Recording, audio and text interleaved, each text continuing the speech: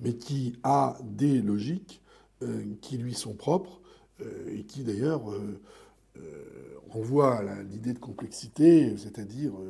à une société qui est intégrée dans une société internationale, mondialisée, et qui suppose des logiques qui ne sont pas réductibles aux logiques des acteurs sociaux locaux. Donc l'expérience, dans la définition que je vous en ai donnée, eh bien, est un élément central, c'est-à-dire c'est elle qui doit produire la cohérence entre l'action sociale locale et le système social, et qui, si c'est le cas, si cette cohérence est obtenue finalement, eh bien, l'expérience n'apparaît pas comme quelque chose de prééminent dans les rapports sociaux. Elle va de soi. C'est-à-dire que, autrement dit, un ouvrier qui va travailler à l'usine, qui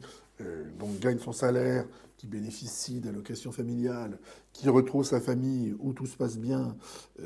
et qui vit une vie qui est sans doute difficile et pénible, mais où il n'y a pas de discordance entre ce qu'il fait et l'économie, les institutions, la société dans son ensemble, eh bien, il a une expérience naturelle du monde et elle peut se traduire, en tout cas, si des choses ne vont pas, ne le satisfont pas, eh bien, elle peut se traduire par un engagement, une mobilisation dans un syndicat, dans un parti politique, dans un discours politique, etc. Ou dans une mobilisation.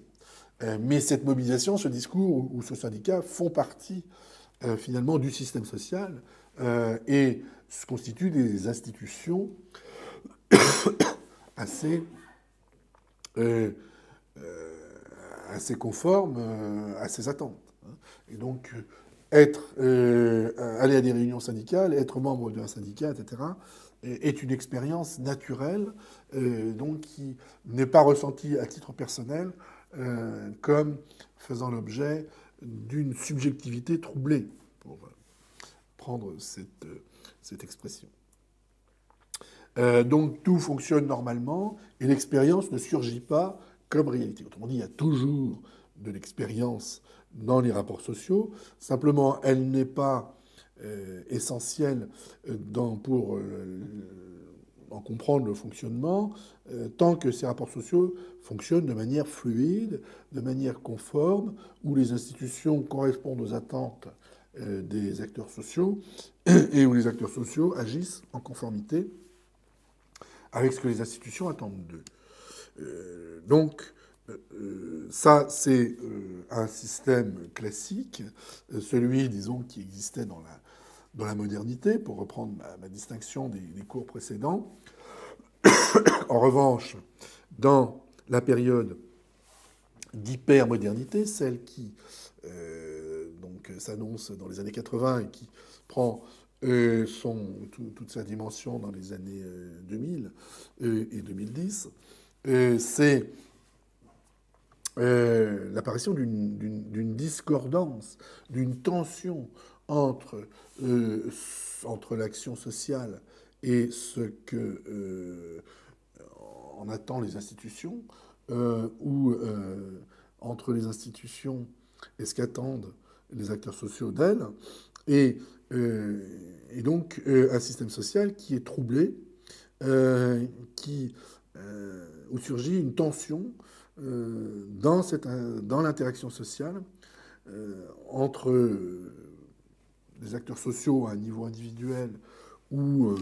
de petits groupes et les cadres qui les entourent, les cadres juridiques, les cadres institutionnels ou autres, organisationnels, voire quelque chose de plus général, hein, une tension permanente entre l'ensemble, disons, de tous ceux qui font société, les acteurs sociaux sous toutes leurs formes, et le système social dans son ensemble. Parce que le système social, tel qu'il est conçu, ne permet pas d'intégrer toutes les attentes et toutes les logiques des acteurs sociaux. On pense évidemment au chômage de masse, qui est typiquement une situation problématique où il y a une tension, puisque les acteurs sociaux, en l'occurrence,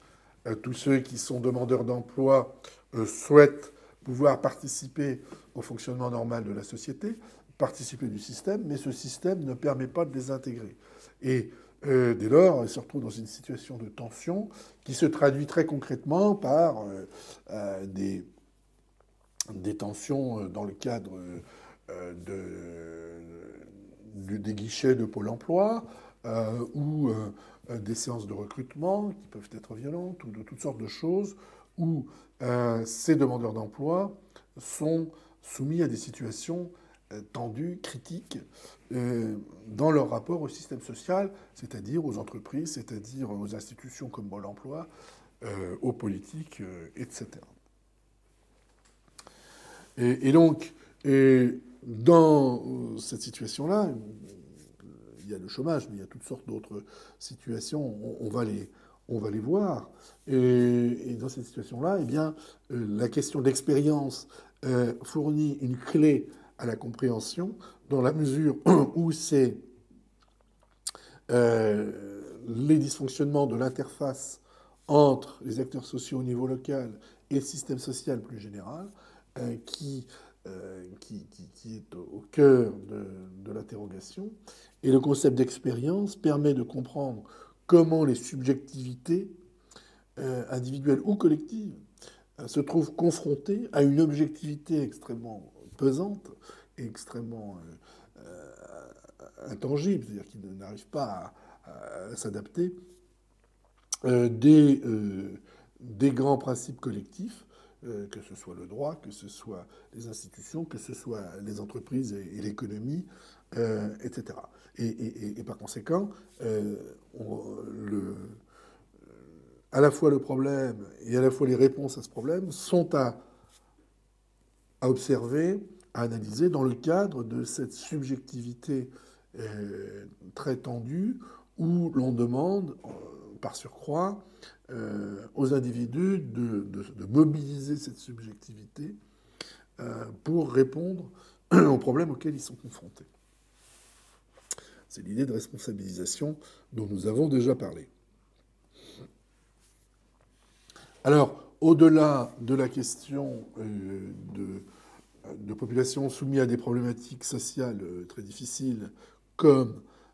donc les jeunes des cités ou les demandeurs d'emploi, François Dubet va aller voir également ceux qui finalement occupent une place tout à fait légitime et habituelle dans la société, ceux qui sont en situation d'emploi, mais qui, dans ces situations d'emploi, subissent des difficultés en termes d'expérience. Outre les quartiers en ségrégation dont on a déjà parlé et que Dubet va continuer d'étudier, il va aller voir également ce qui se passe dans les écoles primaires, secondaires, donc dans le milieu scolaire, dans les hôpitaux et dans, disons, l'action sociale, le travail social, les politiques sociales, parce que, si on y regarde bien, ça représente un secteur d'activité tout à fait considérable et qui se trouve au cœur des tensions entre le système social et politique et les populations, hein, ceux qui sont confrontés aux difficultés sociales. Donc il explore ces différents domaines d'activité pour y constater qu'il existe une tension entre, d'une part, ce que les institutions attendent, c'est-à-dire les tutelles, finalement, de ces activités, disons, l'institution scolaire, l'institution hospitalière et de la santé, et les politiques sociales en général, qui se situent à différents niveaux, au niveau national, mais aussi au niveau des collectivités locales, voire du secteur privé, puisqu'il existe des associations qui gèrent la prise en charge, des prises en charge sociales avec des subsides publics. Et donc, d'une part, et de l'autre côté, ces acteurs professionnels, qui sont des acteurs sociaux professionnels, à qui on demande de répondre aux injonctions de l'institution, et en même temps d'être capable de s'adapter à un public qui est de plus en plus en tension avec ces institutions. Alors, je ne passerai pas en revue toutes ces situations professionnelles dans tous les domaines que je viens d'annoncer. Ils sont ramassés dans un ouvrage qui s'appelle « Le déclin de l'institution », dont je vous donnerai plus loin les références exactes. Mais je vais me focaliser pour qu'on comprenne bien ce dont il s'agit sur la question de l'école et des enseignants, qui me paraissent extrêmement significatifs et faciles à comprendre, et qui, par ailleurs, correspond à une partie du texte que je vais donner en travaux dirigés, puisque une partie de l'ouvrage la sociologie d'expérience est consacrée à la question de l'école, qui est reprise dans l'ouvrage Le déclin de l'institution. Alors, le problème que rencontrent les enseignants est celui d'une forte discordance qui crée donc une sorte de désarroi entre, d'une part, ce qu'on pourrait appeler la vocation professionnelle, et d'autre part,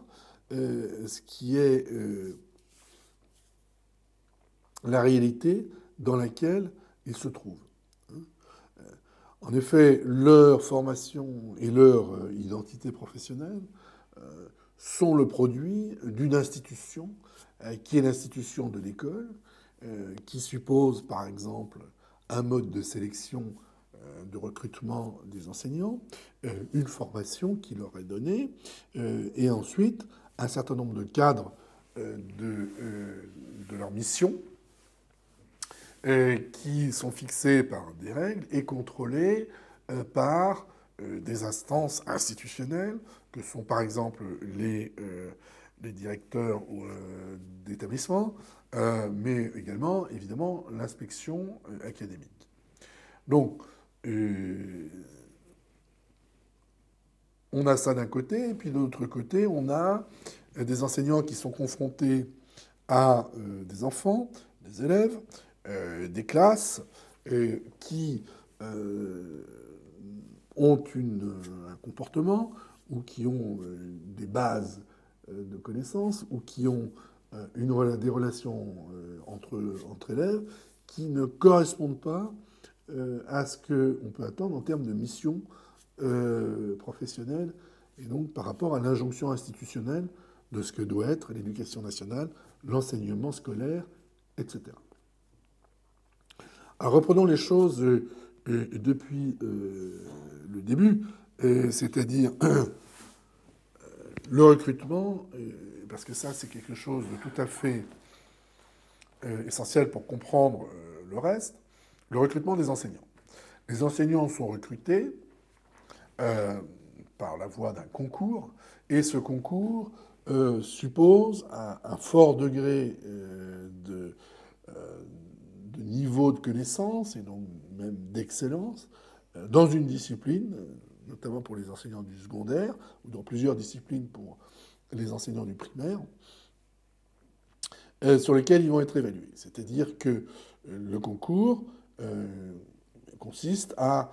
mesurer leur niveau de connaissance en histoire, en mathématiques, en géographie, en français,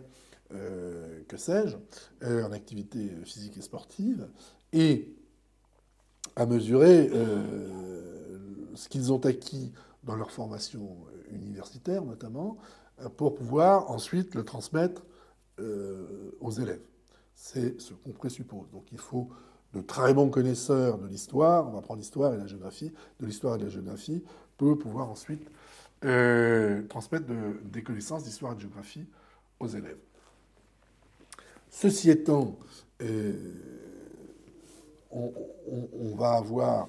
un système de recrutement qui va faire que les enseignants recrutés sont des bons élèves, des anciens bons élèves, des bons étudiants, des bons connaisseurs d'un domaine, et qui n'auront pas nécessairement un certain nombre de compétences qui vont peut-être être nécessaires dans leur classe, à savoir des compétences relationnelles, des compétences d'autorité ou des compétences strictement pédagogiques, c'est-à-dire de transmission, de modes et de méthodes de transmission de ces connaissances. Et nous voilà donc avec ces jeunes gens qui sont recrutés suite à leurs études et à des études brillantes pour aller enseigner dans des collèges et des lycées, enfin souvent des collèges en début de carrière pour ce qui est du secondaire. Et qui plus est, qui ont été habitués à un système de sélection dont ils sont issus, qui suppose de sélectionner, ou en tout cas d'attribuer des notes, d'évaluer sur la base de la capacité à connaître un domaine, à réfléchir sur un domaine, l'histoire par exemple, et donc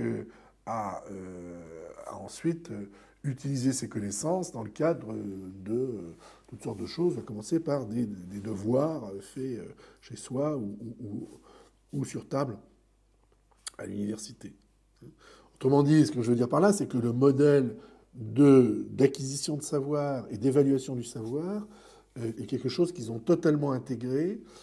auquel ils sont totalement socialisés, et dont ils présupposent qu'il va pouvoir être appliqué de façon équivalente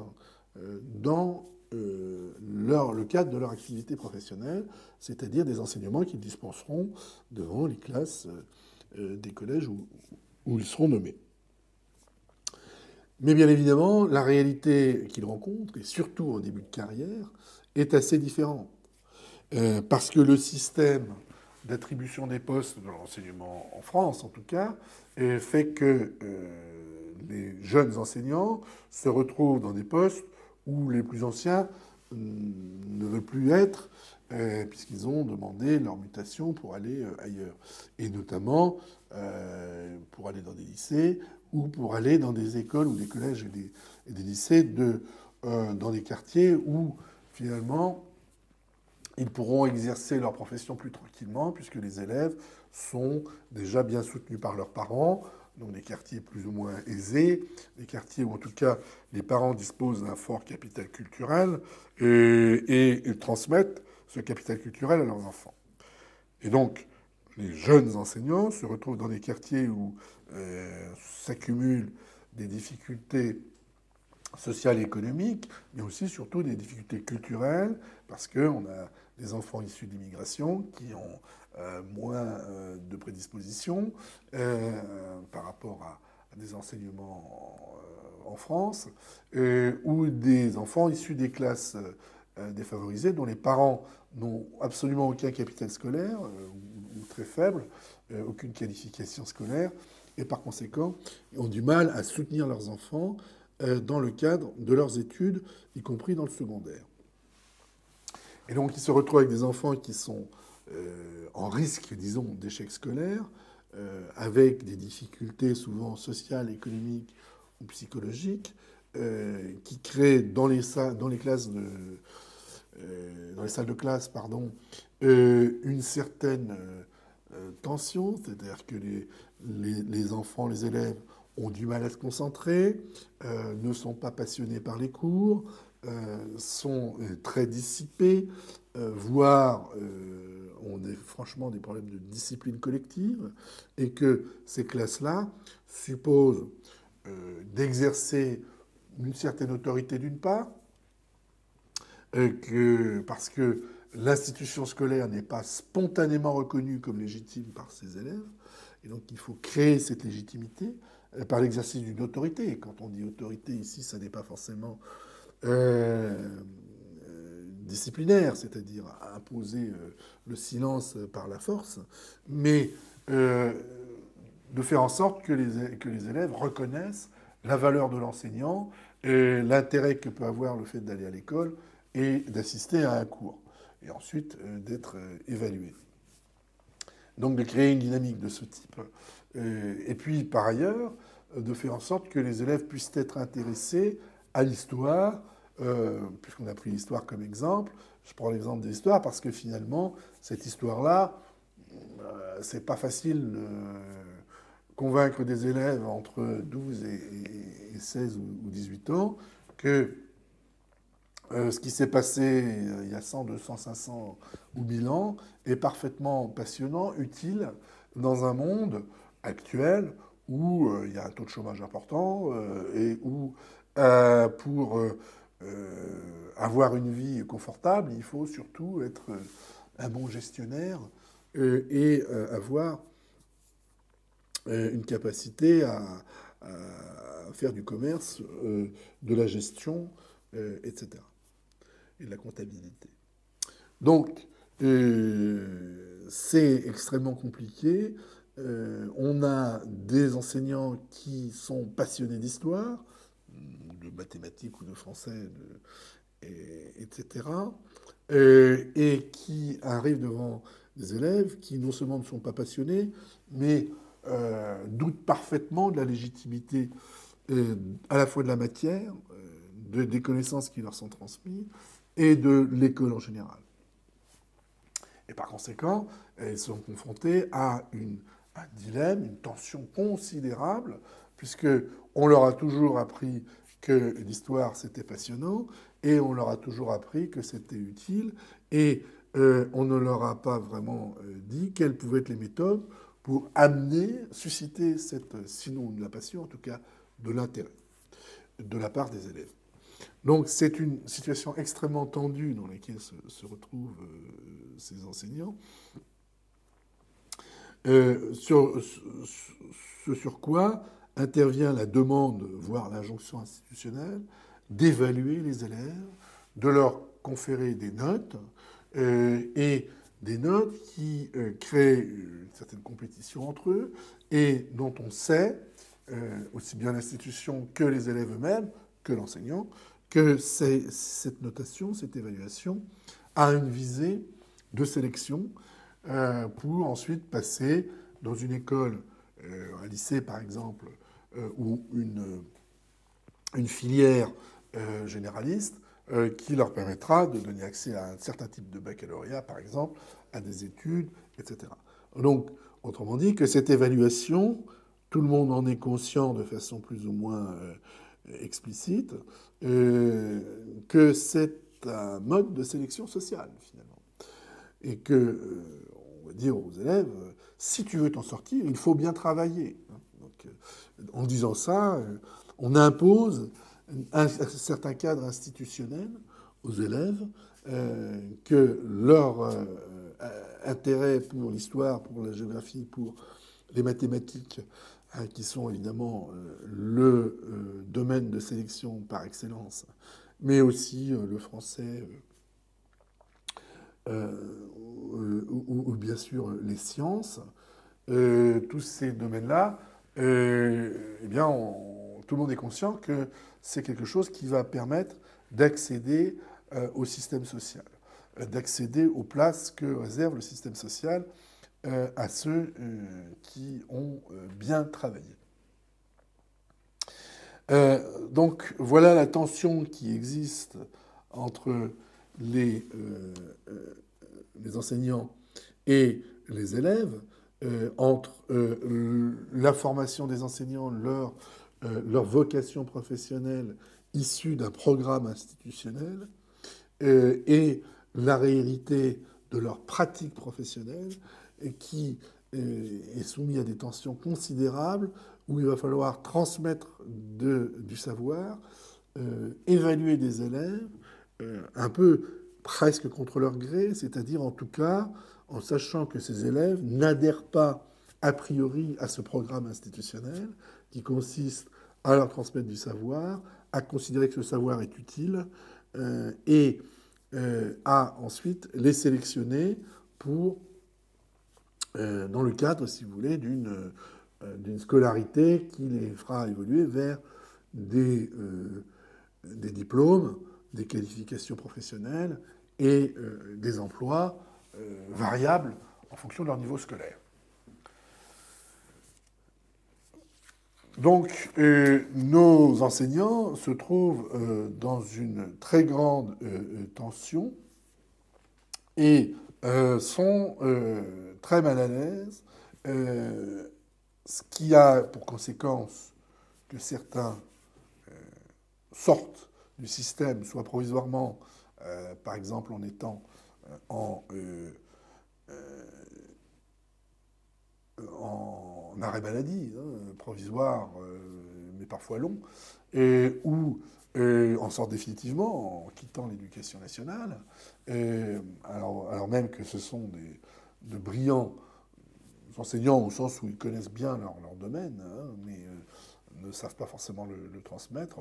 auraient fait de brillants enseignants devant un public plus confortable, parce qu'ils n'ont pas de formation à la méthode pédagogique et parce que l'institution les met en situation de tension. Donc soit ils sortent, soit ils restent et font quelque chose qui n'est pas du tout conforme aux institutions, à ce qu'attendent les institutions, ce qui peut leur poser des problèmes de carrière, puisque s'ils ne remplissent pas le programme, si ils ne font pas, leurs notes ne sont pas suffisamment sévères, etc., etc., ils vont se voir sanctionnés par le refus de leur demande de mutation ou de progression dans la carrière. Et puis il y en a d'autres qui vont vivre cette tension en permanence et être dans un inconfort considérable en attendant, d'une certaine manière, de pouvoir avoir accès à des situations d'enseignement plus confortables devant des publics moins rétifs à l'institution scolaire.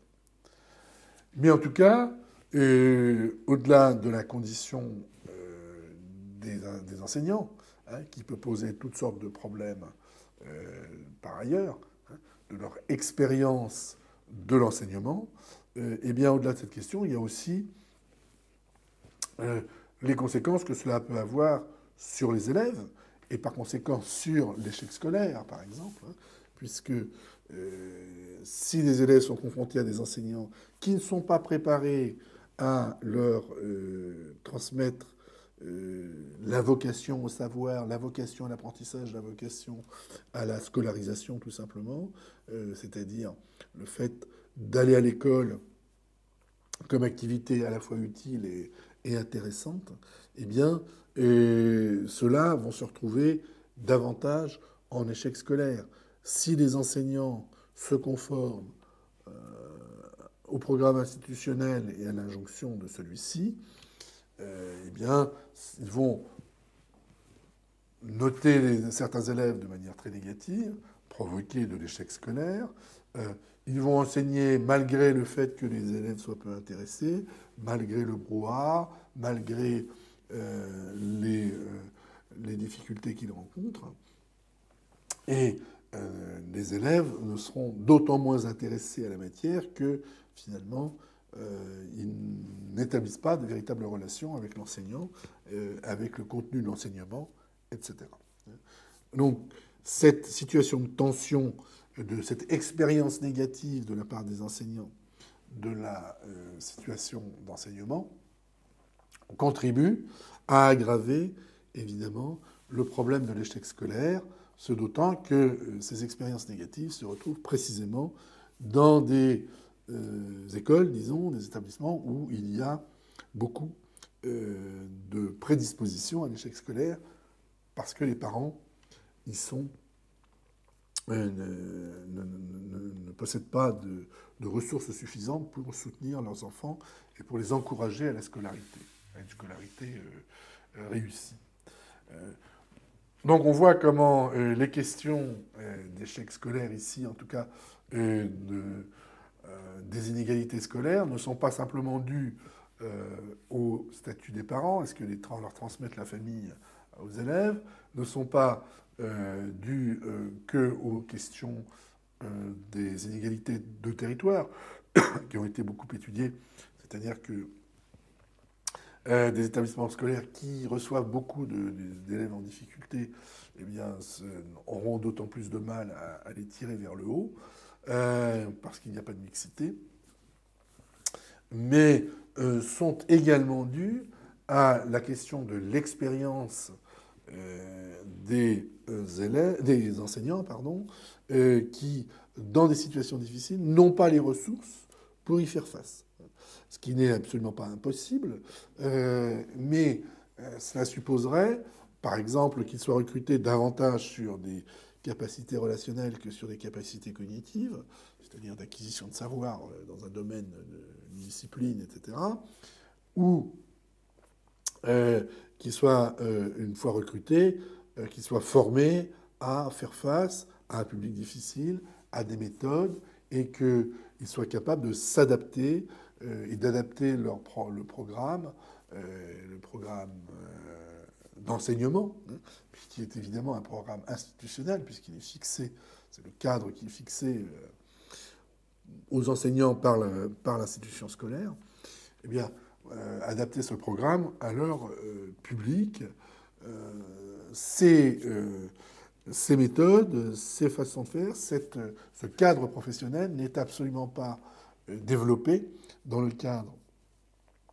des formations professionnelles des enseignants, et par conséquent, cette situation de tension, d'expérience négative de l'enseignement, contribue à accentuer les difficultés scolaires des élèves dans les établissements où ces problèmes de difficultés et d'échec scolaire sont particulièrement présents.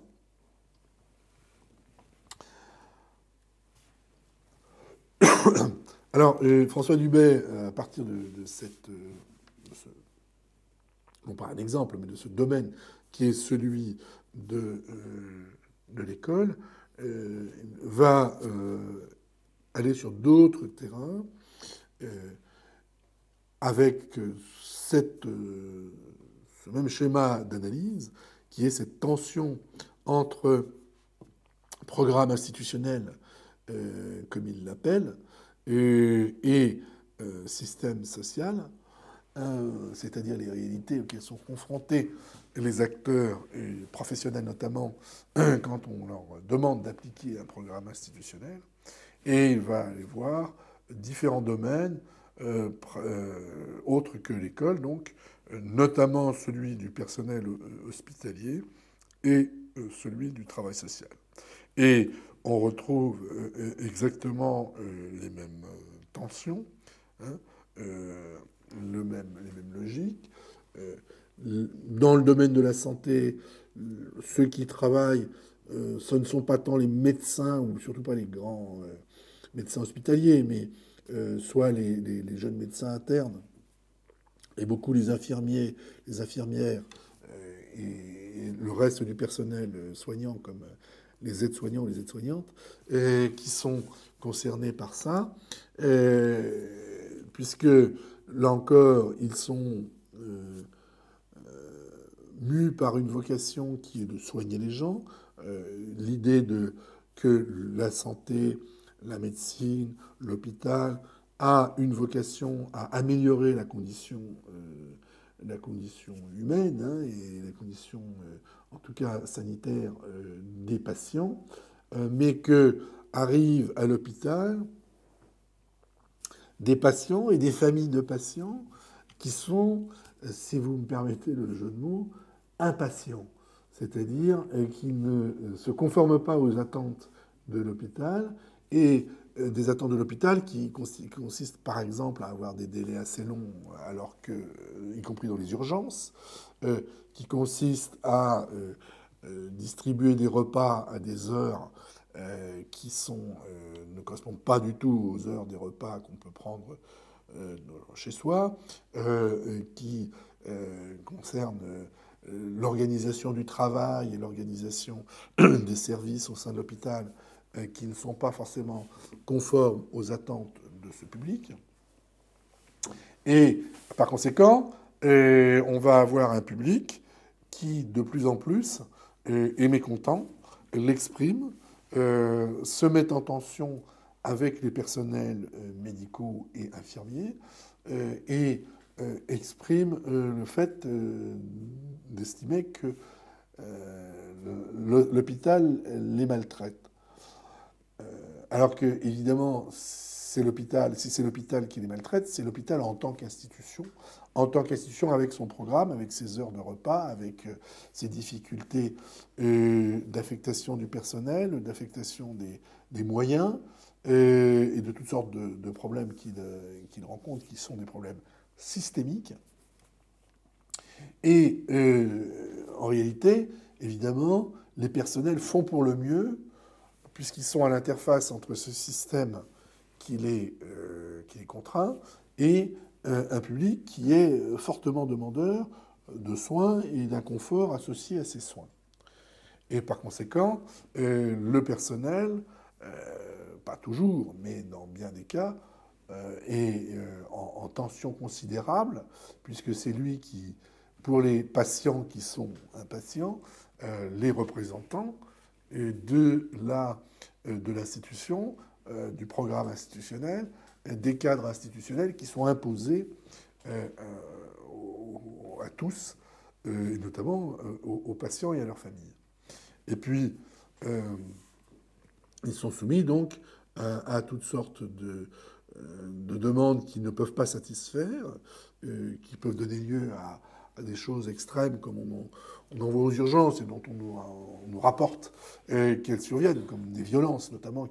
qui ont lieu dans le cadre des urgences. Mais ces violences ne sont que la partie émergée d'un iceberg qui est celui d'une tension permanente dans les hôpitaux, notamment au service des urgences, qui représente une part non négligeable de l'activité hospitalière, mais là encore qui consiste en une partie émergée d'un hôpital qui est beaucoup plus vaste que ça et où les tensions sont un peu omniprésentes dans tous les services parce que les patients et leurs familles attendent beaucoup de l'hôpital et que l'hôpital ne leur propose pas toujours tout ce qu'ils peuvent attendre. Et les personnels sont en tension considérable, donc avec une expérience de leur activité professionnelle qui est très tendue, très difficile, très problématique, parce qu'ils gèrent ou ils font face à cette discordance entre le programme institutionnel et les attentes du public de l'hôpital. Donc cette expérience négative donne lieu à parfois des erreurs professionnelles, un retrait professionnel, et ne fait qu'aggraver finalement les difficultés du fonctionnement des hôpitaux. Alors du côté du travail social, on a quelque chose d'assez semblable. Le travail social, ce sont l'ensemble de travailleurs sociaux qui sont assistants sociaux, assistants de services sociaux, éducateurs spécialisés, animateurs, conseillers en éducation, ou conseillers en éducation sociale et familiale, etc. Et qui sont encadrés par un ensemble d'institutions, disons, qu'on peut regrouper sous le terme de politique sociale, ou qu'on appelle souvent action sociale ou aide sociale, et qui sont, comme je l'ai dit, soit au niveau national, avec des grands organismes comme la Caisse d'allocation familiale par exemple, soit à des niveaux plus locaux comme les départements avec l'aide sociale à l'enfance, ou des grandes organisations nationales ou locales sur la prise en charge du handicap. Enfin bon, le programme institutionnel est beaucoup moins centralisé que dans le cadre de l'hôpital ou que de l'école, mais il n'en reste pas moins un programme institutionnel dont le but est de protéger les familles ou les personnes en difficulté en leur apportant un soutien en termes économiques, c'est-à-dire des allocations auxquelles ils peuvent avoir droit, mais aussi en termes de conseils, de soutien, voire de contrôle, puisque dans le cadre, par exemple, de la protection de l'enfance, certains parents, on leur demande d'avoir un comportement qui soit plus conforme à ce que doit être l'exercice de leur parentalité, comme on dit, et par conséquent les amener de façon plus ou moins contrainte vers un changement d'attitude en la matière. Donc, ces travailleurs sociaux sont, là encore, confrontés à un public qui a des demandes évidemment de plus en plus pressantes, puisque ce public est de plus en plus nombreux, est confronté à des problématiques de plus en plus nombreuses et de plus en plus variées. Et en revanche, du côté du programme institutionnel, celui-ci reste assez constant, c'est-à-dire que si les instruments varient, c'est-à-dire les mesures, les cadres, les allocations, par exemple, le RMI devenu RSA est un cadre de données, un certain type de cadre juridique, mais il y en a d'autres qui peuvent être l'aide sociale à l'enfance, qui peuvent être la prise en charge des personnes handicapées sous forme d'allocation, mais aussi de soutien, etc. Donc on a toute une série de mesures qui varient avec le temps, mais avec, grosso modo, un cadre qui est toujours le même, qui est celui d'une prise en charge, avec de plus en plus une demande, et je renvoie là encore à des cours précédents, de responsabilisation individuelle des personnes, mais surtout des familles qui sont prises en charge, en faisant en sorte qu'ils puissent se prendre en main. Autrement dit, le programme institutionnel consiste d'une part à vouloir aider, à faire en sorte qu'il y ait une bienfaisance, hein, au sens strictement étymologique du terme, un welfare, comme on dit en anglais, ou bienestar en espagnol, un bien-être amélioré de cette population, mais en même temps de faire en sorte que ce bien-être, eh bien, ils puissent se prendre en main eux-mêmes et s'autonomiser, autrement dit que la prise en charge s'appelle plus prise en charge, mais s'appelle autonomisation. Alors je ne vais pas rentrer dans le détail de ce qui pourrait être un cours à lui tout seul, qui est les problématiques de la pratique des travailleurs sociaux avec les cadres institutionnels qui leur sont conférés et les problématiques des publics qui sont évolutives et de plus en plus difficiles. Mais on se retrouve dans une situation similaire où les travailleurs sociaux sont confrontés à une tension considérable dans leur expérience parce que les situations des personnes sont très difficiles, qui sont parfois très demandeurs et les travailleurs sociaux ne peuvent pas procurer, ou au contraire qui sont peu demandeurs et où il faut susciter une autonomie, une responsabilisation, là où il n'y a que des arrois et difficultés. On pense aux travailleurs sociaux qui interviennent auprès des SDF, par exemple, où là, la difficulté est tout à fait considérable. Et le programme institutionnel consiste à dire, voilà, il faut qu'ils aillent en hébergement, il faut les protéger contre l'absence de logement. Or, les problématiques des SDF sont bien plus multiples que cela. Elles sont psychologiques, parfois psychiatriques, elles sont familiales, elles sont économiques, etc. Et l'hébergement, c'est pas forcément ce qu'ils attendent en premier lieu. Et la difficulté de la tension entre ce qu'attend l'institution et ce qu'attendent, oui, les SDF est très très difficile et l'expérience des travailleurs sociaux, quel que soit le public, mais surtout sur des publics nouveaux et très difficiles comme celui des SDF, enfin nouveaux depuis une trentaine d'années, hein, et qui se multiplient malheureusement, ou de situations en grande difficulté, ou des situations aussi d'agression sexuelle sur des parents sur les enfants, qui sont ceux à quoi est confrontée la protection de l'enfance régulièrement. eh bien, sont en très grande tension parce il y a là encore une inadéquation entre le programme institutionnel et les réalités de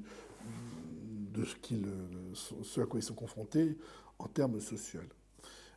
Donc, leur expérience de leur vécu de travailleur social ne correspond pas, est en discordance avec ce qu'était leur vocation, c'est-à-dire améliorer la vie des gens, faire preuve d'une certaine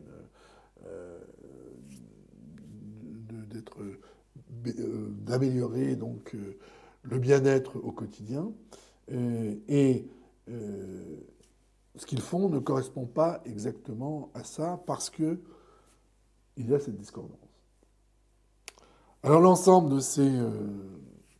ces domaines sont étudiés, rapportés et analysés en finesse dans un ouvrage assez épais, mais que vous pouvez néanmoins, sinon lire, du moins feuilleter, qui s'appelle Le déclin de l'institution, qui est un peu l'ouvrage majeur de François Dubay, qui donc, a été publié en 2002. Mais ce qui est intéressant dans le conseil d'expérience, c'est qu'il ne s'applique pas uniquement au programme institutionnel et donc au domaine, disons, des services publics et des services de l'État et des agents de l'État. On pourrait l'appliquer de la manière tout aussi pertinente au domaine du travail en général et du rapport qu'ont les salariés, ou en tout cas ceux qui travaillent pour des entreprises ou des organisations, avec pas seulement leur employeur, pas seulement leur entreprise, mais aussi avec le marché, avec le domaine d'activité, etc., où là encore, il peut y avoir des tensions extrêmement fortes entre le goût qu'ils ont pour leur travail et un certain nombre d'impératifs qui leur sont fixés par l'entreprise, parfois à son corps défendant, parce qu'il y a des chefs d'entreprise qui sont parfaitement conscients des difficultés de leurs salariés, mais dont les enjeux de productivité, de rentabilité, etc., font que on est obligé d'augmenter les cadences ou d'intensifier le travail des salariés, ou de leur faire des choses pour lesquelles ils ne sont pas formés, et qui créent des tensions qu'on appelle communément, et il y a toute une actualité de cela, souffrance au travail, etc. Mais cette souffrance au travail n'est pas simplement le produit d'employeurs qui ne savent pas bien gérer leurs ressources humaines. C'est une tension entre les réalités du travail tel qu'il peut avoir lieu dans n'importe quel domaine d'activité privée et les impératifs qui sont fixés non pas forcément par un programme institutionnel, sauf à considérer, on peut le considérer, que le marché et les enjeux économiques au niveau national, mais surtout international, participent d'un programme institutionnel. Et cette tension fait que l'expérience de la relation au travail peut être extrêmement difficile parce que, là encore, on mobilise sans cesse la subjectivité des acteurs sociaux par rapport à une objectivité des impératifs économiques, organisationnels, etc., qui ne sont pas en accordance, en cohérence avec cette subjectivité. Et puis on peut le transposer aussi bien, cette question d'expérience, aux rapports intrafamiliaux. Là encore, on attend beaucoup des familles, en termes de parentalité, mais aussi en termes de conjugalité. Et toutes sortes de réalités font que l'exercice de cette parentalité ou de cette conjugalité, qui est censé participer d'une subjectivité très forte, l'amour par exemple, eh bien, rencontre toutes sortes de logiques institutionnelles, de logiques d'exigence collective du système social qui ne correspondent pas. Et dès lors, il y a des tensions, une expérience du rapport à la famille qui peut être très problématique. Donc, pour se résumer et conclure sur ce concept d'expérience que je trouve être extrêmement fécond, eh bien, il permet d'analyser ce qui est un peu constitutif de cette hypermodernité dont nous avons parlé, c'est-à-dire de cette tension entre subjectivité plus ou moins individuelle et d'une objectivité de moins en moins maîtrisable d'un système social auquel s'imposent des logiques que personne ne maîtrise, et même pas tous ceux qui peuvent avoir beaucoup de pouvoir dans la société, des chefs d'entreprise ou des personnels politiques, parce que s'impose à eux, y compris, un programme institutionnel qui leur vient d'ailleurs, de rationalité internationale, du marché, etc. Donc c'est un instrument qui permet la compréhension des difficultés, mais aussi du fonctionnement normal de la société, et qui a donc été posé par François Dubet, qui me paraît être un des sociologues majeurs de cette période et de l'analyse de cette période, mais qui a été repris par plusieurs auteurs que vous pouvez également consulter. Je pense à Danilo Martuccelli, qui a travaillé avec François Dubet, qui est l'auteur de cet ouvrage sur la société des individus que je vous recommande en bibliographie générale, et d'autres auteurs qui ont travaillé avec les idées, les concepts et les schémas théoriques de François Dubet. Voilà, donc nous nous retrouverons pour une ultime séance, qui sera une séance conclusive et pour laquelle on verra certains auteurs qu'on n'a pas balayés, qui sont peut-être moins importants, mais qui néanmoins fournissent des clés à l'explication de cette période que j'essaie de voir avec vous, d'en voir les clés de compréhension théorique en sociologie. Donc cette période de l'actualité, de l'hypermodernité des pays occidentaux, qui s'est annoncée à l'orée des années 80 et qui ne cesse de se développer et de s'affirmer. À bientôt donc.